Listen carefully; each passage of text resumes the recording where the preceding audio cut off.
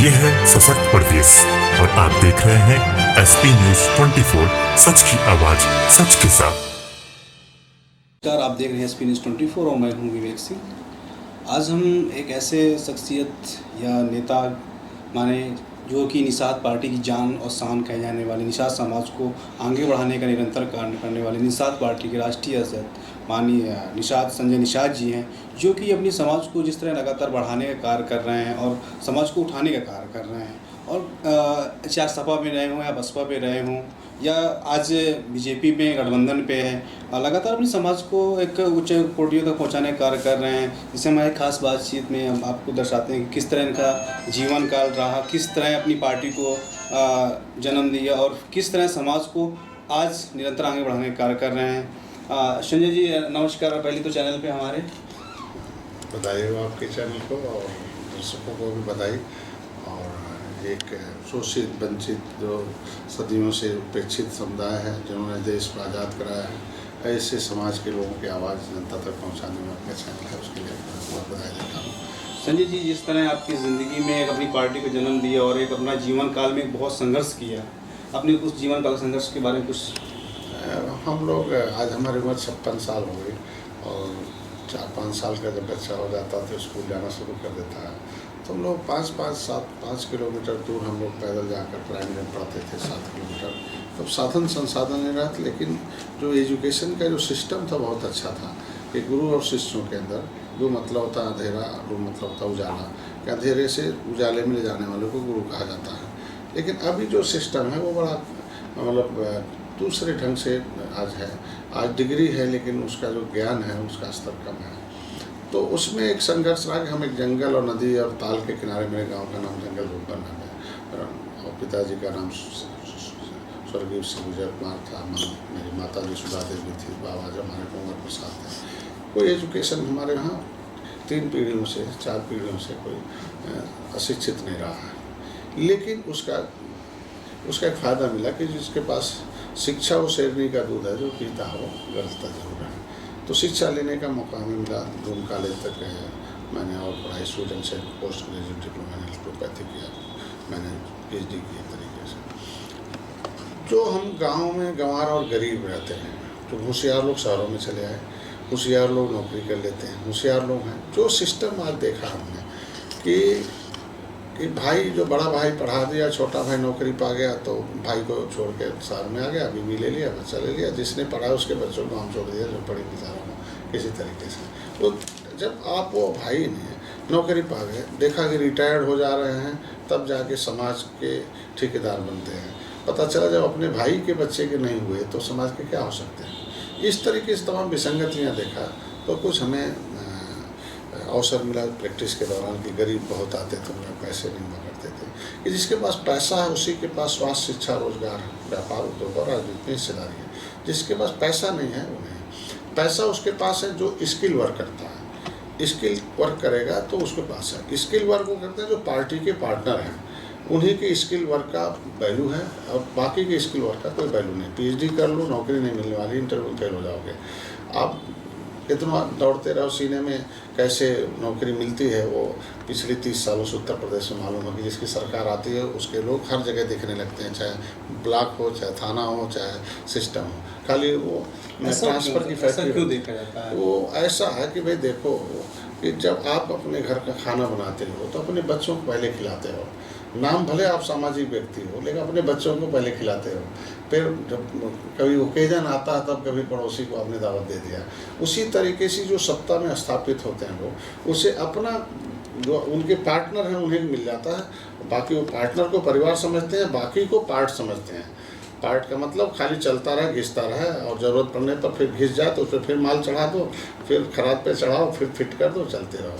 तो पार्टनर को मिलता है। तो हमें रहने पर जब हाई स्कूल में आए तो मेरी किताब मिली महाराजा सिंह भारती की सृष्टि और प्रलय, उसे पढ़ने मिला। फिर धीरे धीरे हमें लगा कि कैसे विज्ञान क्या है, भगवान क्या है। विज्ञान जो है, विज्ञान का को लागू कराने के लिए संविधान बना कि वैज्ञानिक विधियों से लोगों की गरीबी दूर कर जाएगी, विज्ञान से हम देश को स्वास्थ्य, शिक्षा, रोजगार, व्यापार, उद्योग आदि देंगे। लेकिन यहाँ दो वर्ग लोग हो गए, एक तो गरीब जो है भगवान भरोसे बैठ गए, जो पॉलिटिकल ट्रेंड लोग थे, पौआ भर लोग पॉलिटिकल ट्रेनिंग लेके स्कूल खोल लिया पॉलिटिकल ट्रेनिंग का, और उस स्कूल में पॉलिटिकल पावर प्रोजेक्ट बनाया कि इस प्रोजेक्ट के तहत हम कैसे इस राजनीति का लाभ लेंगे। तो पता चला उस पावर को, प्रोजेक्ट को लागू करने के लिए उन्हें गांव में जाना पड़ेगा, क्योंकि लोकतंत्र की स्थापना इसीलिए हुई। जो हमारा एक सफ़रनामा रहा पढ़ने को जब मिला तो हमें दलितों के नज़दीक ज़्यादा जाने को मिला, बामसेब के नज़दीक जाने को मिला। बहुत लंबे समय तक देखा कि 100 गुना दलदल में रहने वाले लोग 100 नेताओं के चक्कर में पड़ गए, 100 सामाजिक संगठनों के चक्कर में पड़ गए, 100 गुना दलदल में थे। उन्हें कभी दरवाजे बैठने की इजाज़त नहीं थी। जब वो भूख लगता था तो ऊपर देखते थे, भगवान को नहीं देखते थे, चील का हुआ रवा देखते थे कि कहाँ चील है, वहाँ नीचे कोई जानवर होगा। वहाँ कुत्ते पहले से मौजूद रहते थे, कुत्ते मांस खाते थे, इन्हें जाने से पहले कुत्ते इन्हें नहीं पूछते थे। लेकिन संविधान ने आज इतने बड़े बड़े IAS PCS प्रमुख सचिव बना दिया, चीफ जस्टिस बना दिया, वो प्रधानमंत्री बना दिया, मुख्यमंत्री बना दिया, दुनिया नमस्ते कर, वो संविधान के अंदर पावर है। तो इसमें हमें जब एक हमारे यहाँ घटना घटी जमुना निषाद का, एक हमारे यहाँ फूलन देवी, जमुना निषाद, मैन सिंह राजपूत, धनीराम मनोहर, अकबर दयाल वर्मा, मनोहर लाल, जयपाल कश्यप, झूरी बिन, ये सारे हमारे जो नेता थे वो शेर थे, लेकिन उन्हें ढेर कर दिया। जैसे ही वो आगे बढ़े, क्योंकि वोट उनके पॉकेट में रहता था, एक बार सरकार बना दिया, दूसरे बार वो जिंदा ही नहीं रहे। तो पता चला कि उस चीज़ को जब मैंने एनालिसिस किया, जमुना निषाद जब जेल में गए, वो बसपा की सरकार थी और एक लड़की की इज्जत बचाने के चक्कर में गोली मारे, 2 साल उन्हें लटकाया रहा, जमानत नहीं हुई। फिर हमने आंदोलन चलाया तो जमानत हुई, फिर 2 ही महीने बाद उन्हें संदिग्ध मौत हो गई, आज तक जाँच नहीं हुई, फूलन देवी की जाँच नहीं हुई। तो इसमें हमें लगा कि हमारे जो शेर वो ढेर कर दिए जा रहे हैं। लेकिन यही एक हमारे पावरफुल जो थे, मतलब ताकतवर नेता ख़त्म हो गए। अब मैं भी अगर ताकतवर हूँगा तो हमें भी ख़त्म हो जाएंगे। कहीं ना कहीं निषाद समाज जितने लोग उनको दबाने की कोशिश पहले से हमेशा ख़त्म कर दिया। जब भी हिस्सेदारी बात की ख़त्म कर दिया, जिंदा ही नहीं है। जिस तरह की आप निषाद समाज फूलन देवी ने बहुत बड़ा, हाँ, तो फिर पता ये चला कि ये नेता जो होते हैं ये इस्तेमाल, पहले नेता को इस्तेमाल करो उनके, तब उनके पीछे उनकी जनता इस्तेमाल हो जाती है। वो फिर अनाथ हो जाते हैं। पहले जब नेता को हीरो बना दो, उनको हीरो बना के नेता पहले पब्लिक जोड़वा देते, फिर उन्हें अनाथ कर देते हैं। और जब अनाथ हो जाते हैं तो किसी के साथ नाथ बन के रहना ही पड़ेगा। किसी को तो नाथ माने, अनाथ आदमी का मतलब पता, किसी को नाथ तो भगवान मानेगा ही। तो जब नेता नहीं है तो पार्टियों को भगवान मानना शुरू कर दिया। यही 70 साल से खेला चला। लेकिन एक आए कांसी राम का उदाहरण है बामसेब का, कि उसने एक पॉलिटिकल इंस्टीट्यूट खोला कि उसमें इतिहास पढ़ाया जाएगा, धर्म पढ़ाया जाएगा, आर्थिक स्थिति पढ़ाई जाएगी, सामाजिक पढ़ाई जाएगी, राजनीतिक पढ़ाई जाएगी, वोट में कितनी पावर है, reach the voter, teach the voter, cast the voter, ये टीचर बनाया। और उन्होंने कहा 100 नेता का चक्कर जब तक पालोगे तब तक तुम दलदल में रहोगे। तुम्हारे सर पर अगर दूसरे की टोपी रहेगी, जिसकी टोपी रहेगी तुम्हारे दिमाग को, उन्होंने एक उदाहरण दिया कि गाय के दिमाग पर जिसका कब्जा होता है वो 10 लीटर अगर गाय दूध देती है तो दिमाग पर कब्जा जमाने वाला जो गार्जियन बना रहता है वो 9 लीटर लेता है और 1 लीटर उसका बच्चा पाता है। उसी तरीके से राजनीति पे वोट पर जिस पार्टी का कब्जा है तो 90% उस समाज को जाता है, 10% में आप जीवन में जीवोगे। तो उन्होंने इसको पढ़ाया और दीवारों पर लिखा है, तिलक तराजू और तलवार इन्हें मारो जूते चार, ठाकुर बावन बनिया चोर, बाकी सब DSO, वोट हमारा राज तुम्हारा नहीं चलेगा। और उसके बाद दीवार नहीं थी, ठाकुर साहब पंडित जी की दीवार पर लिखा है। मतलब जो विचारधारा में इतनी गर्मी होती है राजनीति में कि इनकी दीवार पर लिखवाया और ये भी उन्हें संरक्षण दिए, झगड़ा नहीं किए, मारपीट नहीं किए, उसे नष्ट नहीं किया। जब उस जाग गए कि ये राजनीतिक रूप से जगह है, इसे साथी बनाकर हमें इसका हिस्सा दे सकते हैं और हमें भी राजनीति का लाभ मिल सकता है। तो जैसे दलित खड़ा हुआ वो इस दलदल से जैसे बाहर आया, तैसे जो जिनके सापेक्ष वो दलदल में था, जिनके सापेक्ष वो दलदल में था, वो सापेक्ष वाले दोस्त हो गए और सोशल इंजीनियरिंग से वो पावर में आए। और कभी वो पाँव में रहते थे और जैसे पावर में आए तो पावर में रहने वाले लोग उनके पाँव में चले गए। तो जब कांसी राम दीवारों पर गाली भी लिखवाया, शब्द भी लिखवाया और एक नेता नहीं मारा गया, तो इसीलिए नहीं मारा गया कि उनके पास एक पॉलिटिकल ट्रेनिंग दिया और एक सेना बनाई, राजनीतिक सेना बनाई, मिलिट्री बनाया, पॉलिटिकल मिलिट्री।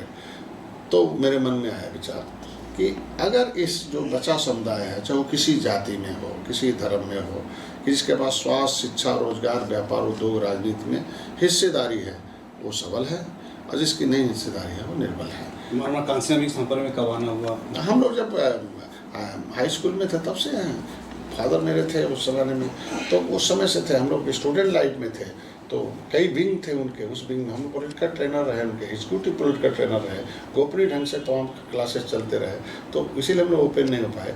तो मैं इसमें आपसे कहना चाहता हूँ, मेरा जो सहृदय परिवर्तन हुआ वो जमुना निषाद के जेल में रहने से। दूसरा हृदय परिवर्तन बाम सेब के नज़दीक जाने से हुआ, वहाँ राजनीति। तीसरा हृदय परिवर्तन सबसे ज़्यादा जो हमें राजनीतिक दल, कि हमें निषाद राज के किले पर मैं गया, तो इलाहाबाद से लखनऊ रोड पर 40 किलोमीटर आने के बाद, तो उन्हें जमुना निषाद ने हमें बताया कि भाई देखो, हम लोग ब्राह्मण, क्षत्रिय, वैश्य, शूद्र यहाँ कहीं नहीं है। हम तो 5वां वर्ण, हर धर्मशास्त्र को उन्होंने पन्ने निकाल के दिया कि हर धर्मशास्त्र में 5वां वर्ण निषाद लिखा हुआ है, और ये राजवंशज है, इनका खून जीन्स जो है राजवंशज है। चूँकि मैं मेडिकल साइंस था, तो हमें आनुवंशिक गुण पता था। जैसे उन्होंने बताया, हमने टीम लेके पहुँचे निषाद राज के किले पर, देखा कि किला ही 70 फुट तोड़ के दबाया गया है। किले की खुदाई कराई थी इंदिरा गांधी प्रधानमंत्री ने। अब जिसका किला इतिहास 70 फुट दबाया गया हो, उसका हिस्सा कितने फुट दबाया जाएगा, ये आप तो खुद ही जान सकते हैं। इसलिए मैंने इन्हें इतिहास वहाँ मेला लगाता हूँ और उन्हें दिखाता हूँ, और देखने के बाद उनका रिएक्शन कराता हूँ कि अब तुम पावर में कभी थे, अब अपने बटन दबाकर, ये सारे बटन जो आते हैं ईवीएम मशीन में, वो बटन दबाने से तुम पावर में जा रहे हो, उसमें तुम्हारा अगर बटन आ जाएगा तो तुम भी पावर में आ जाओगे। तो इस विचारधारा से हमने लोगों के बीच में मतलब चेंजिंग आई और लोगों को काम किया। जी, आप इसके पहले आपने अपनी पार्टी भी बनाई थी, निषाद पार्टी, और क्या मकसद रहा पार्टी बनाने का? अब चूँकि मैंने जब नज़दीक आए बाम सेब के, तो बहुत लाइब्रेरी हमने बनाई, बहुत लोगों की किताबें, जिसने भी, चाहे वो धर्म की किताबें हों, चाहे राजनीति की हों, समाज की किताबें। उसके बाद खाली हो गया पैसा, जब हम चूँकि आंदोलनों चलाते जो आत्मनिर्भर होते हैं, तो मैं प्रैक्टिस में रनर प्रैक्टिशनर था। मैंने जब स्वीडन से PhD कर ली, तो रनिंग प्रैक्टिस थी। प्रैक्टिस के बाद जो समय बचता था मैंने इसमें दिया। उसमें मैं किताब पढ़ने लगा चर्चिल के, इंग्लैंड के प्राइम मिनिस्टर की। उसके पेज पर लिखा हुआ था कि political power is strong then the god power. राजनीतिक शक्ति भगवान की शक्ति से ज़्यादा शक्तिशाली है। दूसरी लाइन लिखा था कि social organisation is a sweet poison the democracy without political party. कि सामाजिक संगठन एक मीठा जहर है अगर उसके साथ कोई राजनीतिक दल नहीं है, क्योंकि सामाजिक संगठन दर्द बता देता, दवाई उसके पास नहीं है डेमोक्रेसी में। और जैसे दर्द बता दिया, तो दर्द की दवाई लेने वो किसी दूसरी पार्टी में जाएगा। दर्द की दवाई इनके पास है नहीं, एक्सरे कर दिया। अब एक्सरे करने के बाद तो मान लो डायग्नोस्टिक सेंटर हो गया, बट जाएगा तो किसी अस्पताल में इलाज कराने, और जिसके अस्पताल में गया, गुर्दा निकाल लिया, फेफड़ा निकाल लिया, और यही काम किया 70 साल से। तो इस तरीके से हुआ।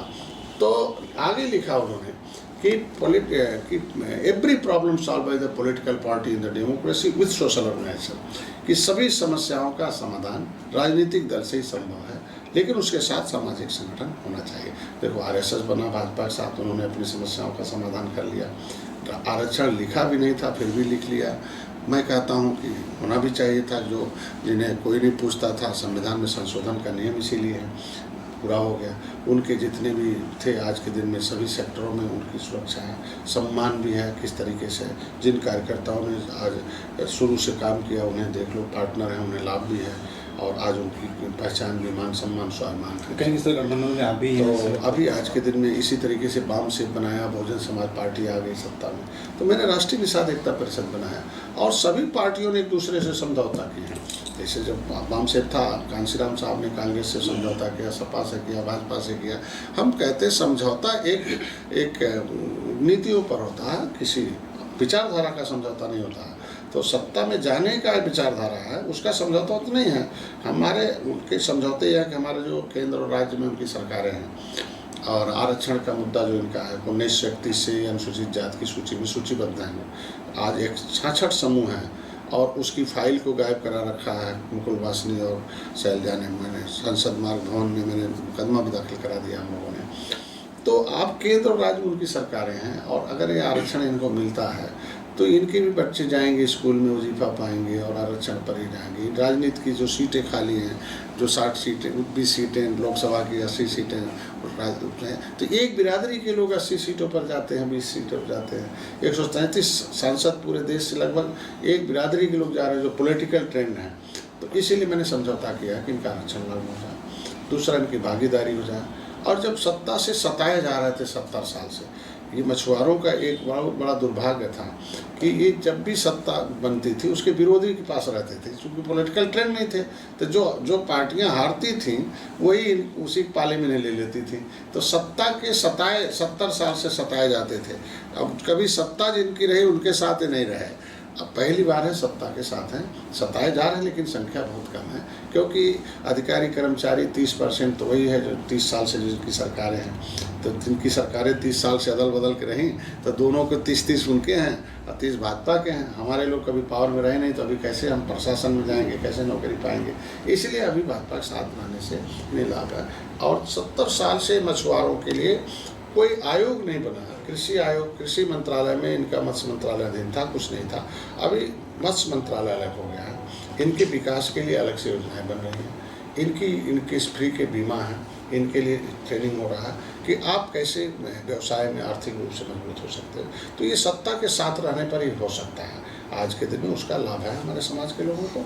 और सत्ता में कम से कम ये गर्व से कहते हैं कि हमारे वोट से भारतीय जनता पार्टी उत्तर प्रदेश में पूर्ण बहुमत से आई है।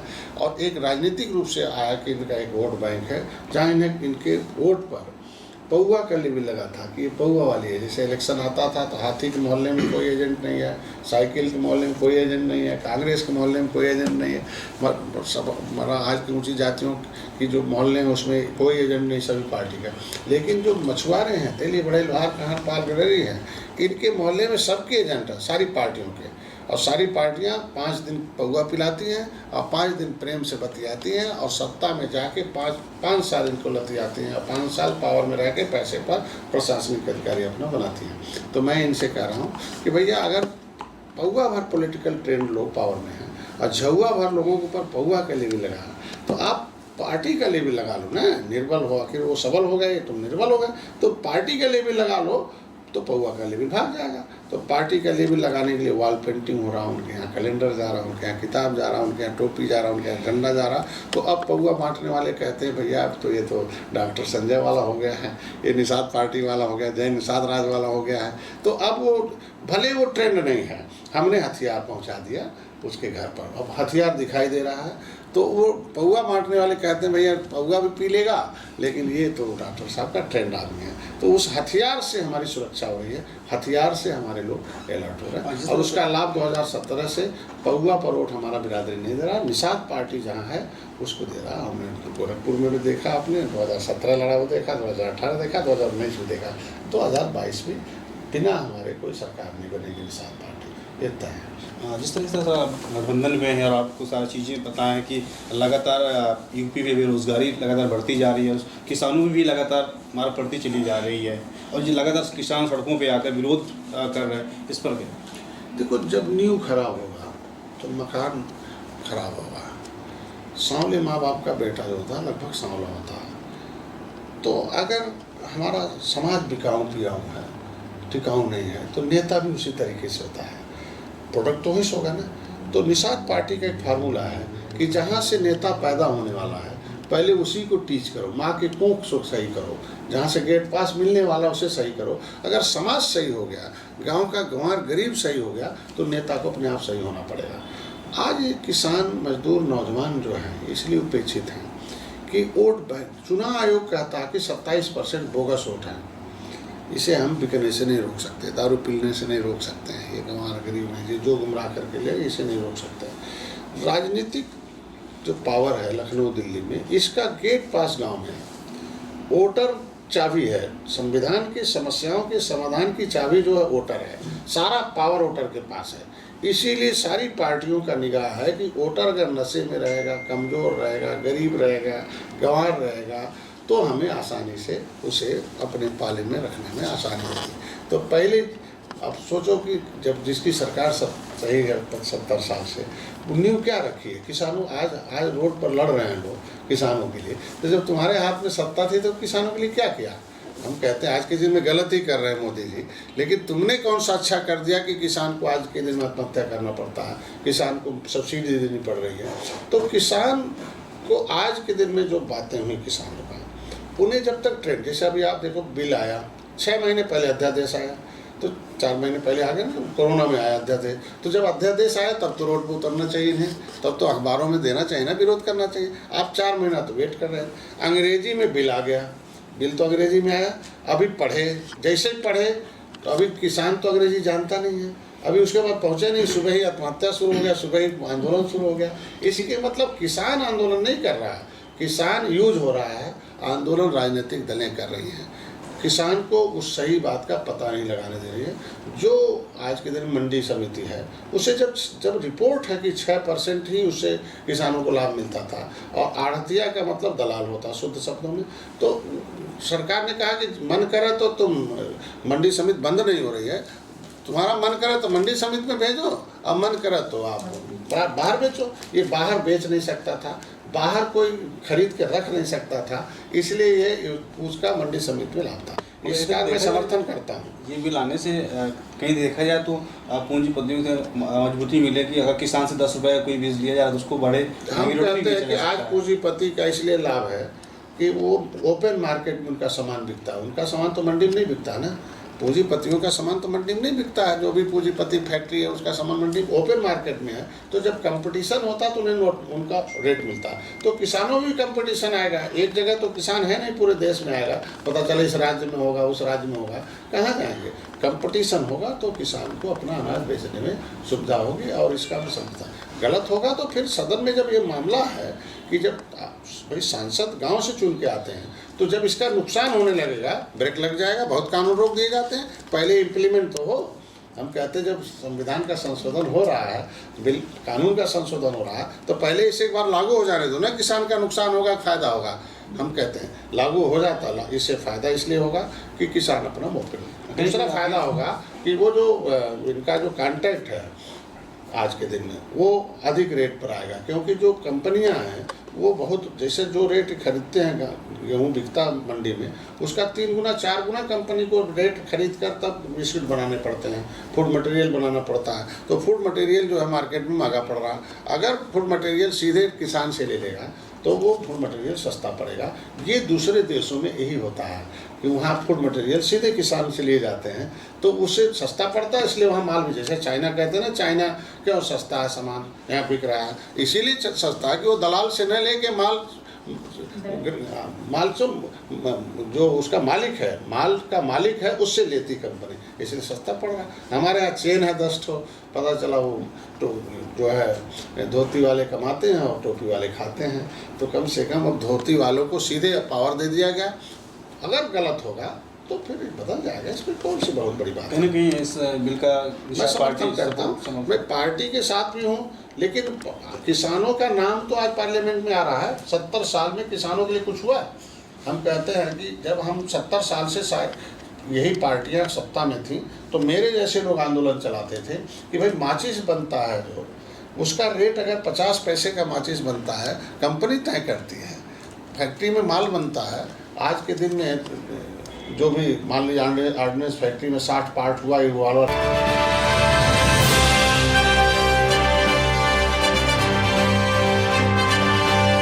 ये है सशक्त प्रदेश और आप देख रहे हैं SP News 24, सच की आवाज सच के साथ।